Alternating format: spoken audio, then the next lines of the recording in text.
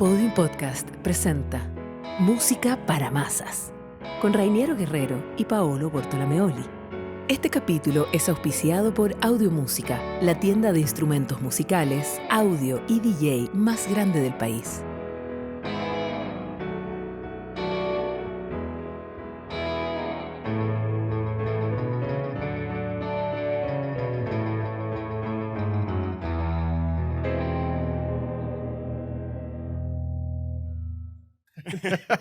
No hay caso que todos los caminos lleguen a los Beatles. Todos los Siempre caminos apuntan conducen allá, a los ¿no? Beatles, sí, de todas maneras. ¿Qué Yo será? concuerdo. ¿Qué será? Pucha, que es música muy re buena, po, y sobre todo muy variada, ¿no? A mí me pasa eso, que como que cada canción de los Beatles es algo distinto. No, como que no se repiten. Están como permanentemente en esa cosa como de la búsqueda. Yo te diría, aunque sean sutileza. Porque a veces me pasa que, claro, uno podría descifrar los acordes y ya, son los mismos acordes. Pero la forma en que están utilizados, Sí. orquestados, la voz. No había pensado en ese detalle de que no se repiten. Yo encuentro que no se repiten nunca, Disco tras disco no se repiten. ¿no? No hay no hay un disco. Hay cosas que son como la transición de uno para otro, Claro. ¿cachai? Pero mantiene elementos del anterior, pero en el siguiente dio otro paso. Sí. Y así, creo que de forma permanente. Es como. Ahora, es curioso pensar como por qué pasa eso. No sé si habrá sido una cosa planeada, porque, a ver, la música popular tiene mucho esto de como que el productor, ¿no? El que está detrás del producto, está permanentemente como un poco liderando o marcando la tendencia de Claro. como hacia dónde va el disco, pero por otra parte está la creatividad, que en este caso, por supuesto, es súper notorio, de que son súper talentos musicales, que tienen estas ganas como de estar como permanentemente dando un mensaje. Entonces mi pregunta siempre va, ¿cómo hacen que estas cosas ocurran de una forma tan orgánica que en el siguiente disco, como decís tú, están como reinventándose? Mm. ¿Dónde está que el productor le está dejando la libertad o es tal el nivel de bomba creativa que como que no queda otra? ¿Me entendí? Sí, yo creo que de alguna manera dejaban siempre como algo sembrado.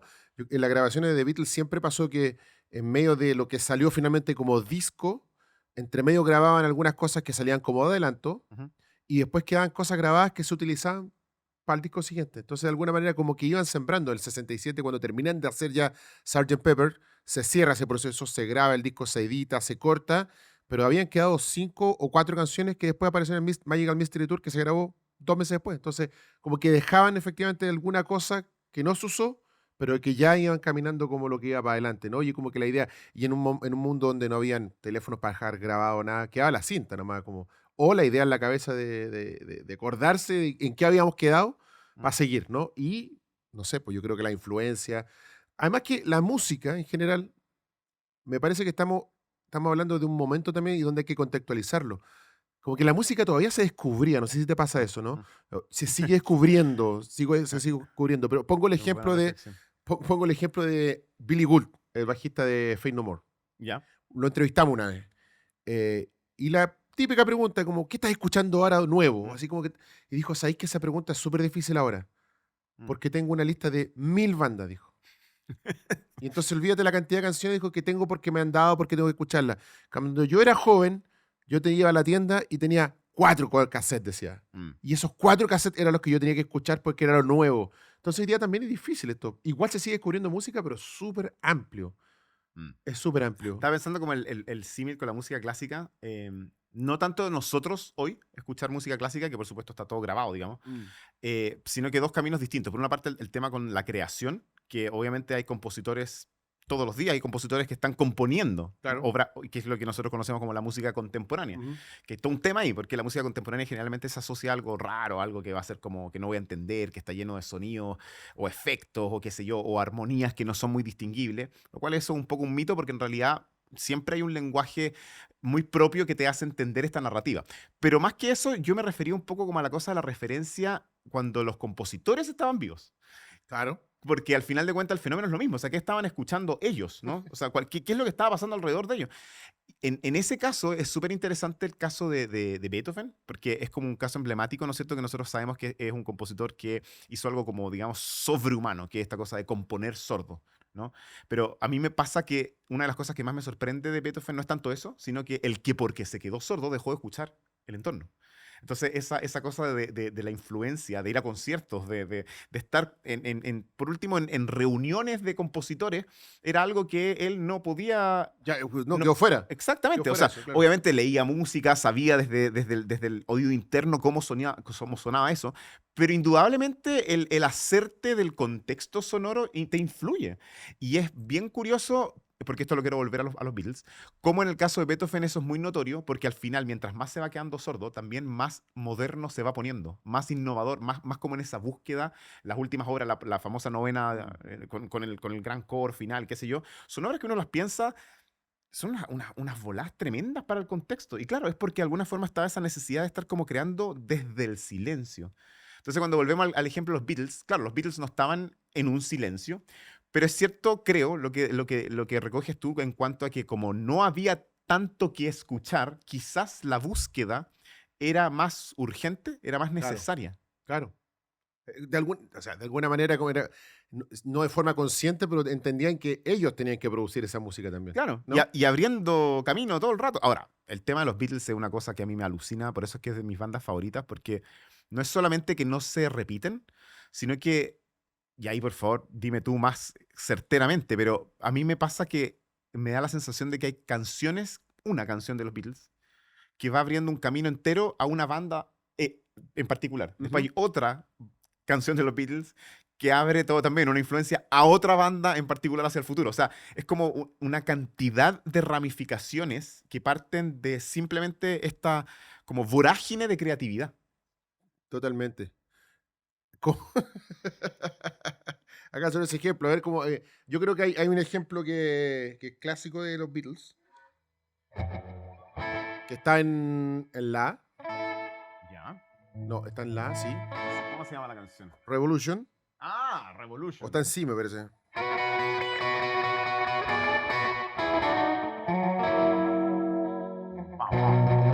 O más. No, yo creo que más. Más clave. No, Recién la encontré y perdón. me la voy a cambiar.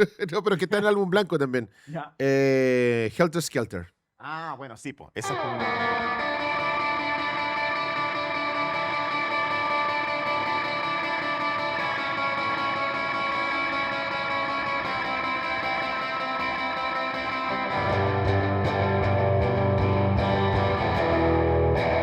Esa canción. Do you- Esa canción dicen que es el comienzo, es un Sí, proto-punk. sí, exacto. ¿No? Año 68. Igual ya existían los Stooges, ya existía MC5, estaban haciendo algunas cosas. Digo, no es que surgió de ahí como de una chispa y creció, pero sin duda alguna, en el lataje de los Beatles, de un disco tan ecléctico como el álbum blanco, 33 canciones, donde hay un compositor que escribe una canción súper bonita y lenta, y de repente pasa con esta locura, Con esta que era, locura. que era potencia, distorsión, saturación. Mientras tú estabas tocando, yo decía, no puedo evitar no recordar la influencia que tuvo Stravinsky ¿Ya? en todo el mundo, después de que se le ocurrió prácticamente de la nada, porque sí hay antecedentes, pero realmente esta obra es una locura, que de repente a toda la orquesta la hace sonar así,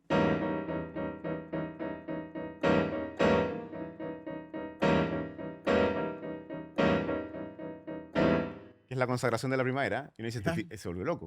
O sea, al nivel de que la gente decía, pero esto es puro ruido, o sea, esto no tiene ningún sentido. Y resulta que después de esto, que es como un poco lo que decís del Helter Skelter, nace una forma de hacer música donde el elemento rítmico puede llegar a ser más importante que el elemento melódico, porque acá no había nada que cantar, No, claramente no hay po, nada que silbar, no. pero es tan la fuerza telúrica que te remueve la entraña que es como el nacimiento de un primitivismo, que obviamente viene de algo muy, muy ritualístico, no es esta cosa así como desde la tierra, que estamos hablando de un sacrificio humano, pero que a nivel de sofisticación, que es el punto, de sofisticación, abre una puerta a una música mucho más moderna. Y ahí uno podría decir, ya, ese es el comienzo literal de algo nuevo. Pero toca la vuelta, porque está muy bueno, porque eso está traducido en una partitura, me Sí, imagino. Y toda la claro. orquesta haciendo. Pero claro, sí. Está toda la orquesta sonando con.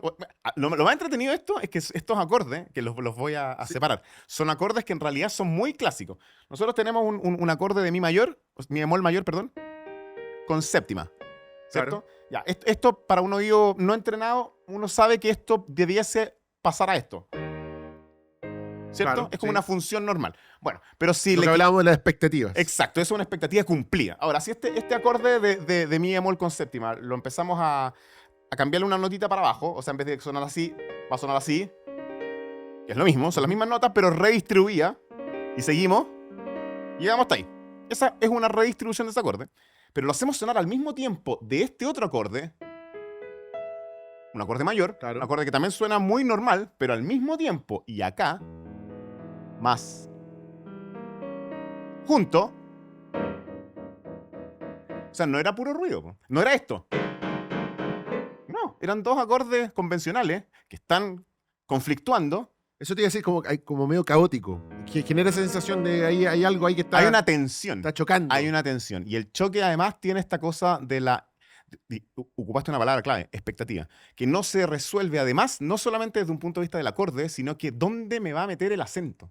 Porque Claro. uno acentúa generalmente en grupos regulares. Por ejemplo, esto podría ser 1, 2, 3, 1, 2, 3, 1. Ya eso sería un grupo regular. O cada 4. 1, 2, 3, 4, 1, 2, 3, 4, 1, 2. En el funk, Exacto. el tiempo 1. 1, 2, Claro. 3, 4.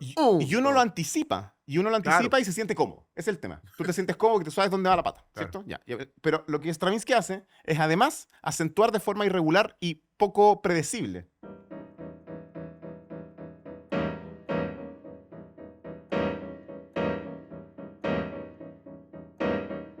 O sea, ¿dónde viene el próximo? Está muy bueno. Entonces, claro, eso rompe todo. Po. Rompe todo. Está muy bueno. 1913, ¿ah? Importante dato. bueno, es que 1913. Nosotros siempre hablamos de los Beatles y obviamente porque existe eso porque somos fanáticos, porque nos gustan, obviamente, y vamos a seguir Volviendo a los Beatles. volviendo a los Beatles siempre. Pero nunca hay que olvidar que antes, justamente, o sea, ellos escucharon la consagración de la primavera. Todo esto también se desarrolló en el 13, imagínate, ni hablar del jazz, como lo hablamos quizás fuera de micrófono. Hay una cantidad, la música viene evolucionando. Y aquí caigo a lo que tendría que haber sido la pregunta inicial, porque yo creo que es entretenido. Hemos hablado de música, hemos ejemplificado música, pero ¿cómo definimos la música finalmente? ¿Qué es la música? ¿Qué es la música? Si nos vamos, me acuerdo que había una definición muy estructural, muy universal, occidental, te diría incluso, del diccionario español, ¿Ya? que decía como el arte del buen combinar los sonidos. Una cosa así, era como Claro, el arte de la buena combinación. Como de sonidos. la buena organización de sonidos y silencios. Y Claro, cosas así, y altura. pero de acuerdo a lo que recién contaste de Stravinsky, alguien podría decir, pero eso no está bien coordinado, eso no sonaba de buena forma, coordinadamente o armónicamente, Ahora, ¿no? me encanta ese juego porque es una paradoja igual, porque al mismo tiempo yo te podría decir absolutamente sí, está tan organizado, Sí. está tan organizado que en una partitura tú lo puedes ver de una forma muy analítica. Claro, para las expectativas, como uno va construyendo un poco esta cosa de qué es lo que se supone que la música debiese ser o cómo debiese actuar, claro, efectivamente es música que dice esto suena a caos, esto suena a desorden, pero curiosamente hay un orden en ese desorden y eso también es bastante interesante. Ahora, claro, yo creo que siempre nos vamos a quedar un poco limitados con ese tipo de descripciones, porque ¿qué es la buena organización de sonidos y silencios? O sea, Exactamente. ¿a dónde vamos? Claro. Al mismo tiempo, ¿cuáles son como los elementos musicales que uno jerarquiza? Porque generalmente uno dice que la música es melodía, por ejemplo, ¿cierto? Algo que puedas cantar, lo cual tiene una razón bastante lógica de pensar porque finalmente el canto es nuestro primer instrumento, o sea, nosotros nacimos con esta posibilidad de expresarnos vocalmente. Yo me imagino, yo supongo que la manejáis en el piano, pero cuando yo leí esa definición es el arte del buen combinar los sonidos o combinar bien los sonidos, me imaginaba la turca, el rondo de la turca de... Esa o, por ejemplo, otra de Mozart que también es muy cantable.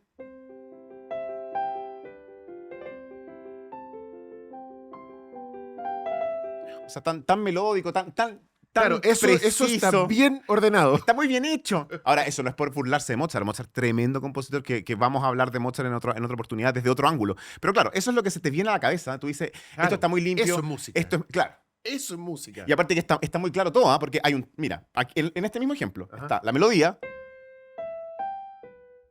que es absolutamente cantable, silbable. Totalmente, Por otra sí. parte, hay un acompañamiento. O sea, estamos siendo súper pulcro. Súper claro. Armonía. O sea, va cambiando el acorde. Al mismo tiempo hay un pulso, que está estable. 1, 2, 3, 4. 1, 2, 3.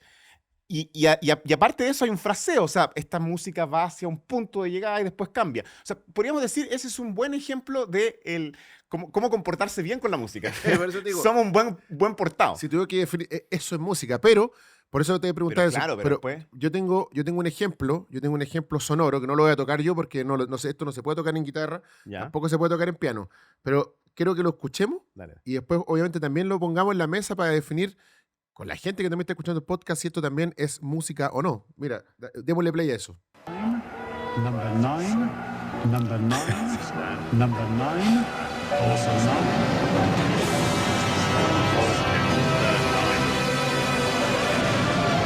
Me encanta.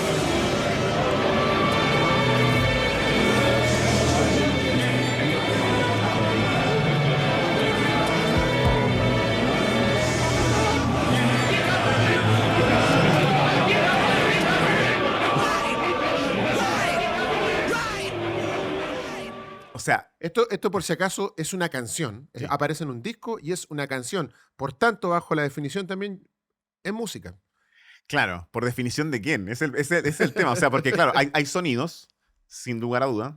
Podría uno decir, hay orquestación, hay vínculos con la idea de un ritmo, pero claro, hay un nivel, claro, un Mm. paisaje sonoro, pero hay un nivel de desorganización también que uno dice, pero esto no pertenece a la música propiamente tal. Ahora, si nos vamos a poner así de extremos, entonces tendríamos que decir que la pintura abstracta tampoco es pintura, Es que entonces. eso voy, claro. Y James Joyce escribiendo el Ulises tampoco es literatura, entonces porque hay pasajes que no se entiende nada y son como la corriente de la conciencia y uno dice, espérate, esto no es orden. Entonces, claro, se empieza a abrir el panorama.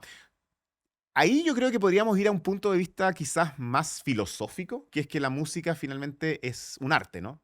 Y siendo arte, como definición, ¿qué es el arte? Que el arte es algo que uno puede definir en todos los parámetros, o sea, que todas las manifestaciones artísticas caen dentro del mismo parámetro. De hecho, no. O sea, hay una gran frase que dice, arte es todo lo que uno defina como arte, así de simple. Y eso ya es como darle, casi déjalo libre, entonces, claro. O sea, cuando hablamos del pop art, por ejemplo, Ujú. que Andy Warhol, que decidió que una lata de arvejas era arte, en ese momento se convierte en arte. O Duchamp con la famosa, el urinario. Ujú. O sea, de alguna forma, claro, son propuestas, por supuesto, que son provocadoras y que tienen que ver con un contexto, pero al mismo tiempo pasan a ser una pieza de arte desde que se les observa así. Yo creo que yo creo que esto partió desde un ejemplo, yo te lo planteé porque era un ejemplo que alguna vez en una clase Ujú. de sonido, por el 98, un profesor nos hizo la misma pregunta a todo el curso, a 40 alumnos, y obviamente hubo muchas definiciones, y él partió con un ejemplo como lo que escuchamos recién, lo que escuchamos recién, por cierto, era Revolution Number 9 Number del, Nine, sí, del, sí. del álbum blanco El de álbum Beatles, blanco, que exacto. es una de las Sí. últimas canciones antes de Good Night. Yo tengo otro ejemplo, ¿ah? A ver, dale. Quiero dar un ejemplo. Para yo después rematar con lo que yo creo que se acerca más a la definición de música, pero por consiguiente se acerca a todos los tipos de expresiones Eso. en cualquier género. Voy a ejecutar un extracto nomás, porque es un poco larga la pieza, pero Ya. solamente un extracto. Y tú me dirás si esto es música o no. A continuación, el maestro Bortolameoli en... Un extracto de 433. Ah, perfecto, qué hermoso. Vamos.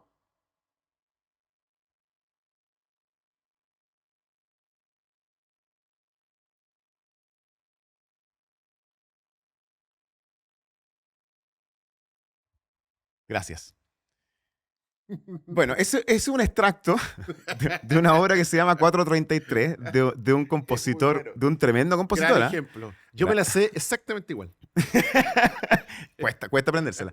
Bueno, obviamente que de John Cage, y John Cage, no, a ver, primero que nada, hablemos las cosas como son. John Cage no era ningún chanta, para nada. O sea, es cosa leer sus escritos sobre el arte, sobre la música, sobre el silencio, y uno se da cuenta, a ver, acá hay una cabeza Complejísimo. intelectual potente, importante. Entonces, ¿qué pasa? La primera reacción es que esto es una tomadura de pelo. O sea, ¿qué significa esto? Que es puro silencio. Resulta que 433, que se llama así porque dura 4 minutos y 33 segundos, es una obra que está planteando un poco como el efecto que tiene el silencio también en el entorno mismo. O sea, yo me acuerdo cuando me mostraron esta pieza por primera vez en música y fue como que lo analizamos. Claro, el profesor decía, a ver, En el momento en que esto ocurre, empieza la incomodidad, empiezan las toses nerviosas, Exacto. empiezan exactamente, alguien que se empieza a mover en el escenario, o sea, en el asiento. Otro que dirá, oye, ya pues, ¿qué es esto? Ahí empieza el rumor ya. Empiezan los rumores. A lo mejor incluso empiezas a escuchar los sonidos de la calle. O sea, finalmente el silencio se convierte en una especie de manifestación imposible. Y eso pasa a ser parte de la obra también. Por eso. Todo es parte de la Todo es obra. parte de la obra. Y ahora, entonces, para hacer el símil con música, digamos, yo te voy a decir, mira, esto es obviamente ahora van a haber sonidos, pero también va a haber un silencio. Y el silencio, después de lo de Cage, y analizándolo desde un punto de vista ya más profundo con respecto como al planteamiento estético filosófico que representa esta ausencia de sonido, nos empieza a acercar un poco más a esta respuesta. Entonces, ¿el silencio también es música? Pero por supuesto que sí, miren. A ver. Este es el comienzo, este es el preludio al Tristán e Isolda de Richard Wagner, que es de las obras más importantes del género. Ujú.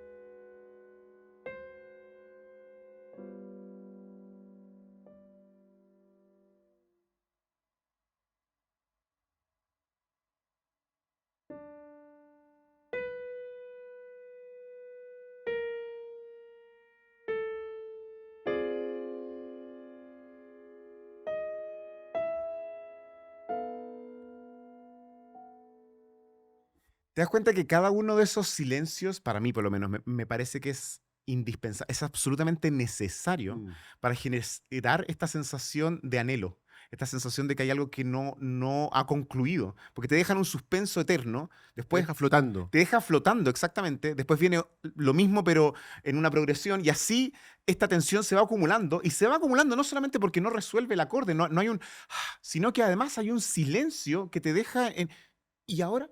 Y ahí es donde yo vengo a reivindicar entonces el silencio es absolutamente indispensable. Entonces esta oda al silencio de John Cage en realidad no es porque sí, no es nomás. porque sí. Oye, exactamente. paréntesis con esta obra, es muy yacera. Sí, Súper yacera. totalmente. Esto es de Wagner del año 1800. Sí, claro, algo. el 1860 y, no me acuerdo muy bien Pero súper pero yacero sí, esto. sí, Tiene sí, sí, como sí. que los acordes, la progresión que se hizo, me imaginé un Totalmente. Thelonious Monk ahí poniéndole, bueno. Bueno, yo Totalmente. lo que te decía, finalmente creo que si hay que definirlo de alguna manera, o me acuerdo que a esa definición que llegamos cuando hablamos ahí en ese curso, era que de qué es lo que es la música finalmente. Y sobre esa pregunta, creo que la respuesta que más nos acomodó a todo era que finalmente podía ser cualquier expresión sonora, Claro. pero que tuviera un sentido estético. Sí, que tengo un Que sentido tuviera un estético. sentido estético, porque no es lo mismo agarrar o escuchar una micro pasar en la calle y decir, entonces esto es música. No, pero si yo corto ese sonido y lo pongo Y luego en un en un contexto, contexto como la lata, por ejemplo, Exacto. pasa a ser, es algo porque hay una intención, como el mismo sonido, hay una intención estética por parte del compositor, en este caso, por parte del pintor, por parte del arquitecto, el que sea, de decir, quiero provocar algo. Totalmente. Entonces hay un sentido estético Y por otra parte también está esta cosa de y de que- provocar algo. y de comunicar, ¿no? O sea, De comunicar, al sí. final de cuentas, como que el arte en sí mismo, ahí yo sí siempre regulo lo mismo, esta cosa de que uno dice, el arte es un idioma universal, es un lenguaje universal. La verdad es que es bastante cierto eso, porque estamos muy acostumbrados a pensar de que la única forma de comunicación exacta o precisa son las palabras.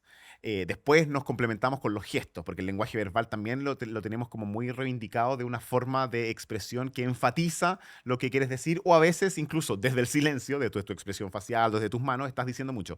Pero el arte te dice algo, bueno, inefable, o sea, algo que no se puede decir con palabras, que no existe la descripción. De hecho, eso es lo lindo también de la poesía, que la poesía se hace de palabras que pueden tener una utilidad tremendamente práctica, mundana, cotidiana, y esas mismas palabras puestas, distribuidas de tal forma, se convierten en un mensaje estético de belleza que te está expresando algo que esas mismas palabras no te podrían haber dicho si estaban articuladas de otra forma. De otra forma, sí. Totalmente, Y, totalmente. y ahora que volvemos a los Beatles. Bueno, es lo Todos que los caminos conducen a los Beatles, siempre. pero bueno, en realidad los Beatles, por decirlo, porque partimos con los Beatles, pero me refiero que al final de cuentas lo que tiene que que ver todo esto que estamos hablando con respecto a los sonidos, las palabras, el silencio, el arte, es que al final una canción también tiene ese poder extraordinario de conjunción de muchos elementos para decirte algo que sin la música no habría sido lo mismo y sin las palabras tampoco. Entonces, por eso es que hay canciones que son como milagrosas, porque desde el significado de la letra, pero el correcto uso o la correcta elección de este o este otro acorde o del tempo o incluso de la orquestación, la instrumentación, la cosa se sublima. Ahora, por eso yo creo que la letra obviamente ayuda mucho, ¿no? Sobre todo en el mundo ya de la música pop, pero obviamente no nos olvidemos que la letra, la lírica viene también desde el canto lírico, desde Sí, las claro. diferentes manifestaciones, la ópera, la opereta, etcétera, la cantata. Pero a mí, por eso el hecho cuando la música per se, solamente sin ningún tipo de Ah, sí, aditivo como la claro. letra, Sí, pienso en los nocturnos de Chopin, o sea, claro. o un nocturno de Beethoven, ¿no? Creo que ahí también hay algo muy entretenido porque solo la música, ¿no? Y eso con lo que decís tú, en ese sentido, sí como la combinación precisa de esa nota con esa otra nota, ese acorde, esa progresión, me parece que le dan sentido y hacen que generen emociones, ¿no? Yo creo que ahí está lo impactante de lo que sigue siendo la música y por qué sigue siendo este misterio, ¿no? Cuando tocaste recién el 433, Sí, generaste la expectativa también, el elemento de como, bueno, ¿cuándo empieza? Bueno, ¿cuándo exactamente. empieza esto? Entonces no va a empezar más, empieza en un minuto más. Y esa generación de expectativas, esa generación de sensaciones que provoca la música y sobre todo viniendo de esta rama, de esta pata, de este palo de la música clásica docta, lo Sí. encuentro genial, genial como, No, cómo genera sensaciones. absolutamente. O sea, estaba pensando, bueno, Beethoven es tan genio, ¿no? O sea, esta cosa de que, por ejemplo, el comienzo de la sonata La Patética. Terrible, terrible eso. Puras tensiones. Silencio.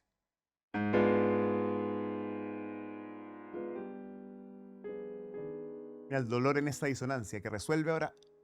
O sea, son 4 compases y te produjo, pero de todo. O sea, desde el golpe en la cara por el acorde este inesperado, después las tensiones que ocurren, después una resolución te da paz, pero hay un silencio. Y después de nuevo el golpe. Y eso es pura música. Me acordé de una canción que me dijiste el otro día que te gustaba mucho ¿Cuál? y que tiene una progresión justamente de un acorde inesperado, que me gusta eso, los acordes inesperados cuando Oye, sí. aparecen. A mí me encanta. Harrison. ¡Ah! Ya.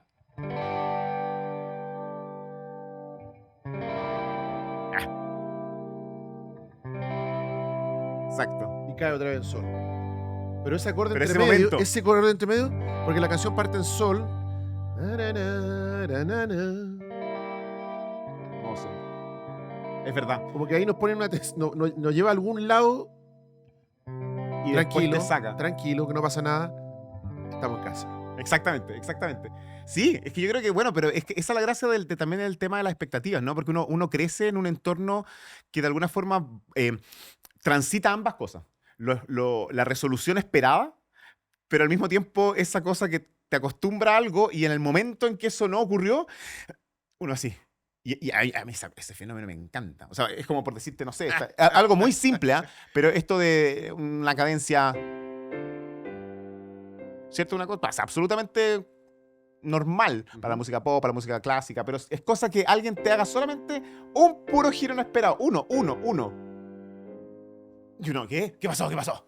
Y es maravilloso porque es súper simple lo que acabo de hacer. O sea, no tiene nada de tan sofisticado. Simplemente en vez de haber caído en do, caí en la bemol. Y bueno, después un profesor de armonía te va a explicar por qué esto pasa. Pero el punto está en que igual, aún lo entiendas desde un punto de vista racional, igual no lo veías venir. Y ese es el punto, no lo veías venir.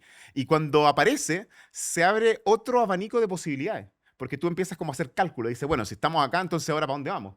Y eso en la música, en el arte, la literatura, los giros, por ejemplo, el final que no te esperabas, qué sé yo, Mm.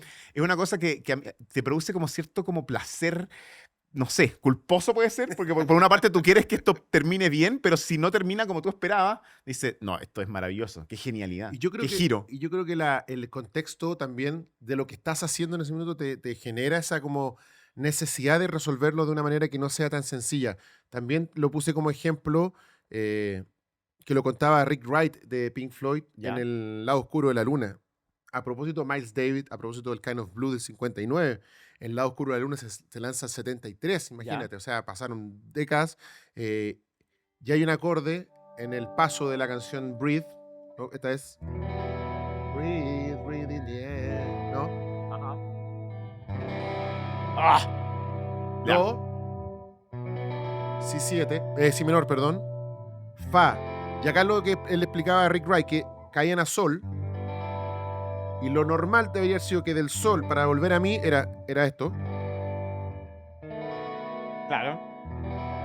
y esa era la resolución, decía, pero no, po. El disco también requería una complejidad, por tanto, ahí él dice, me acordé de Miles, me acordé del Kind of Blue, que había unos acordes que yo estaba investigando, entonces para pasar de sol y llegar a mí, no se le ocurrió nada mejor que hacer esto. Bueno.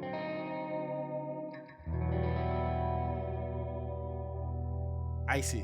Y ahí viene esta cosa, Ahí de sí. la cosa de la herencia, ¿no es cierto? Sí. La cosa de cómo algo se va haciendo eco del pasado. O sea, ¿Por qué alguna- estamos hablando de esto, fíjate? ¿Y por qué partimos con los Beatles? ¿Y por qué fuimos a Wagner y hemos hablado? Porque Exactamente. finalmente, uno se va haciendo como de una, ¿cómo decirlo? Como una mochila también de ¿quién desarrolló herencias. la escala tonal? Viene el canto gregoriano, ¿no? Por ahí. O sea, son como al final son como derivadas de cosas, pues, porque, Pero digo, porque desde en el esas ¿te notas acuerdas para que el adelante. canto gregoriano eran puras quintas? Claro. Y no se podía mover ahí, hasta que de repente apareció alguno que le metió una sexta por ahí entre Claro. medio, y este estaba prohibido, así, pero ¿qué está haciendo este? Y de ahí, claro, empieza esta cosa como de la fabricación del tono con el tono, y va Polifonía surgiendo, y exactamente, porque por otra parte, es que es súper importante también tomar en cuenta que en paralelo también se van desarrollando otro tipo de formas de hacer música. Por eso están los modos, por ejemplo, los modos eclesiásticos, el dorio, El jónico, el eolio. el frigio, el mixolidio. Ya todo esto el mixolidio es muy típico de la música popular, justamente Ujú. porque termina en el... O sea, esa cosa que no es lo clásico del... Sino que... Ya, y todas estas cosas como que se van desarrollando de formas paralelas. La pentatónica. La pentatónica. Entonces, yo creo que es una especie La vida como me de... salvó con la pentatónica. ¿Sí? Sí. Es una especie como de ir entrando como en convenciones. Esa es la palabra que quería ocupar, que la estaba buscando en mi cabeza. Estas como convenciones que también van construyendo expectativas, po. Porque si la música se va escribiendo en torno a estas como convenciones, que nosotros después finalmente las llamamos convenciones tonales, pero igual son convenciones, son acuerdos. Es como yo estoy de acuerdo que esto tiene que terminar así y esto no tiene que terminar así. En el jazz, de hecho, por ejemplo, el acorde ponte tú, una dominante, y después terminamos en un... Eso es absolutamente normal. Y para nosotros es un cierre. Claro. Ahora, la música clásica, tú terminas con un Mach 7 y tú dices, me falta algo, a menos que avances en el siglo XX y estamos en Debussy, estamos en Satie y ahí está todo bien. Entonces, ¿me entiendes? Como que vas relativizando y tú dices, en realidad sí, pues son convenciones. Uno acostumbra al oído a escuchar algo a través de la tradición y a través de cómo se escribía la música en un cierto tiempo y en base a un marco. ¿Cerremos con lo que partimos? Con lo... Oh, Darling. Oh, darling. Démosle. Salió bien, ¿no? Pero hagámosla completa. Siempre puede salir mejor. Siempre puede salir mejor. Hagámosla completa. Sigamos ahí, sigamos en el coro. Porque siempre cuando uno sale de paseo e inicia un paseo, hace un recorrido, se va a lugares lejanos, se pierde en el bosque, se puede caer al río incluso, pero siempre vuelve a casa. Siempre tiene que volver a casa. Exactamente, siempre volvemos para tener el velador ahí al ladito, para acostarnos en la cama segura. Así que, música para masas. Ya, vamos. Vamos.